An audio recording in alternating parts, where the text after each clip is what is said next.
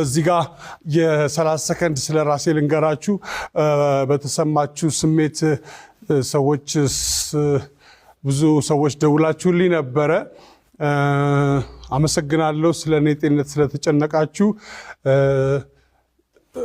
የስለሞቴም ያወጃችሁ አላችሁ በቲክቶክ እና በፌስቡክ የቀብሩን ቦታ አልተናገራችሁም እና እሱ ይቀራችኋል እና ትንሽ ስነ ምግባር ባለው መልኩ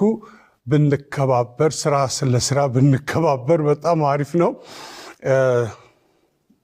ታሟል ሲባል ሞተ ሞቷል ሲባል ተቀበረ ሲባል ተነሳ እነዚህ ወሬዎች ትንሽ ያስቸግራሉ እኔ እዚህ ሳገለግላችሁ እኔ ነኝ ለቤተሰቡ ግን ደግሞ በጣም አስፈላጊ ሰው ነኝ እናንተ ለቤተሰባችሁ እንደምታስፈልጉት ሁሉ ማለት ነው ስለዚህ የምትጽፉትን ጽሑፍ አስቸጋሪ ሊሆን ስለሚችል ጥንቃቄ አድርጉ